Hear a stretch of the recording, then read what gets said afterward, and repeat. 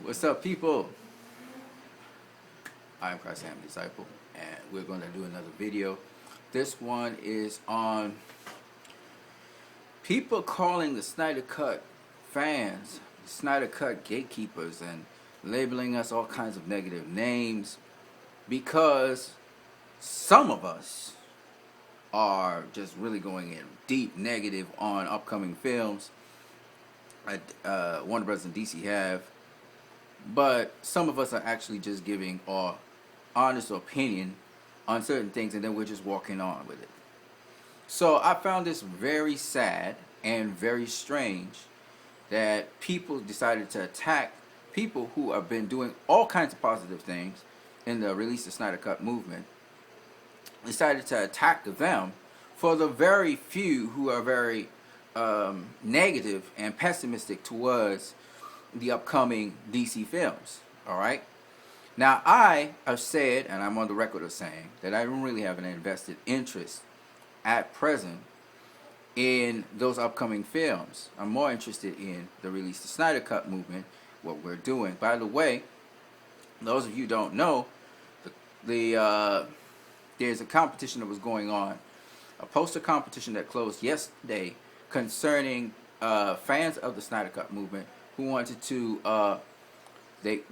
you enter this competition to get, to do the best or your own version of a poster for upcoming Justice League movie that Zack Snyder will be releasing. And a lot of people participated in that competition, about 800 people. It was really great. But there's another art competition going on. I think it closes off somewhere on the 13th or somewhere thereabouts. And then it will launch off. The results will come out on the 14th, which is my birthday, by the way. And that is going to be very exciting because I was not able to enter the poster competition. A lot of things happened to my phone. A lot of things happened to my... a lot of things happened in between there. And so I was not able to enter the poster competition. But I will be entering the arts competition, in which there are many different categories. For more information on this, you can go to Twitter and check out RTSE. The Twitter account is RTSC, or Release the Snyder Cut Twitter handle. So check that out. It's really awesome. I've been on Twitter and I've been tweeting a lot, and a lot of people have seen me tweeting. But of late I couldn't tweet because my phone was down, amongst other things. Now let's go to. So there's a lot of good things. I mean, in terms of the Snyder Cut movement, they have raised money for people who may have depression and maybe thinking of suicide and looking at suicide prevention. They have raised money for organizations which help people across the world.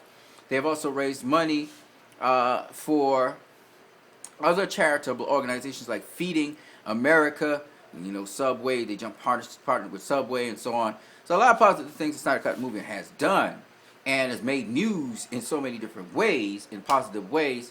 So it was kind of sad to hear people now who, some of them are from the movement, some of them are whatever, just because people like myself, some people like myself said, I'm just not interested in this movie. And then I made positive and negative comments about some of the upcoming movies. Like when I talked about the Harley Quinn movie, some people were saying, well, it's going to be an SWJ movie, and, they're not going to show skin, and that's not great. But they did show skin. You know what I'm saying? When women and sexiness, they did it. Because you have to. It's Harley Quinn you're talking about, right? And then with the other people who were talking about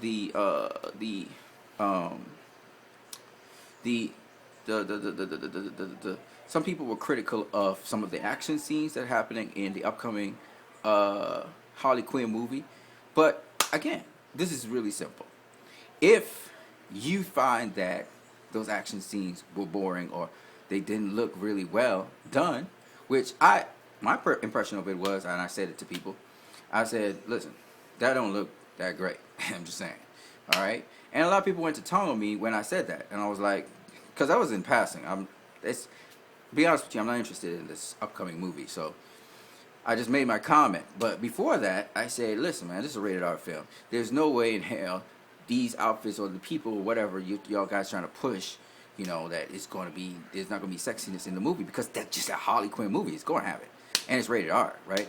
So I explained that to people, and so I defended the movie in that respect. And in another respect, I was saying that action scene didn't look hot to me. And again, all it is my honest opinion based on what I saw. I was not trying to down the film. I heard people go as far as to say, "Man, you just don't like women." I was like, "What?" Man, they went so left field with that shit. Just because I made a critical statement about it, and I was talking about particularly Warner Brothers' direction that they're going with the universe now, which was jokes and laughter and so-called fun that they say they're having, where instead of having films upcoming, and they're trying to get directors to go that direction. And I'm saying to myself, why are you doing that? Why are you trying to Marvelize the universe? Why are you trying to CW the universe? Like, I don't get that point, okay? And I think that they're just trying to shy away from BVS. They try to shy away from what Zack Snyder was doing. They try to just totally shy away from what Christopher Nolan was doing. But the movies outside of the universe, it seems as if they are willing to entertain, or at least somebody got a green light for Joker, because Joker killed it at the box office. And I'm going to tell you why Joker killed it at the box office. Because there are people like myself, who went and saw it, by the way, who want those kinds of movies. Okay? You can't just have comic book movies. Okay, so there's a couple of things I got to say about this. First of all, one, it's not just about being gritty and dark. Okay? When we want to see comic book movies, some of us, we're looking for something of substance. It's not about being gritty. It's not about being dark. It's about having substance. In other words, I want a movie that mature audiences, and I don't mean mature audiences that are rated X, okay? Not just to send F-bombs or to show violence or sex or some kind of shit like that. We're talking about mature themes. Themes that older people can enjoy. They got a lot of comic book movies in the MCU that are for kids, okay? So the kids got their stuff. Can you please give us a little bit more mature content? And even if you're doing it for kids, do it with the adults in mind as well, watching the movie. That's all I'm saying, okay? And so I'm not saying, okay, take for instance, Wonder Woman. It's funny. I didn't know Wonder Woman was going to be funny. I didn't think it was going to be funny, but it was funny. There was humor in it, but it wasn't a comedy. And it wasn't an MCU movie. I could literally take that movie seriously because the character took himself seriously, because the movie took itself seriously. Joker is a movie that took itself seriously, okay? It also had humor in it. I didn't expect that. I was expecting something that was going to scare the shit out of me, and I was going to leave with nightmares when I went to sleep in the night. It didn't. It wasn't that kind of movie. All right? It was very realistic. It was very grounded. Even though the movie of itself was a guy's imagination. Right? So that's what I talk about. And these are the things that make me excited to watch movies, okay? Brightburn scared the shit out of me. I had nightmares after Brightburn. But I liked it. It was a horror movie. I didn't know it was a horror movie. If I knew it was a horror movie, I probably wouldn't have gone and seen it. It was a horror movie. And the thing about Brightburn that makes it so scary is everything in that universe of Brightburn is normal except for the young man who happens to be a variation of Superman. Okay? And we don't know that he has all this strength and power and all this crazy shit until much later on in the movie, when we discover how he's changing and how the world's just changing around him. The approach to Brightburn, by the way, credit to the gentleman who he was one of the producers of Brightburn. The gentleman who is the director for the upcoming Suicide Squad movie.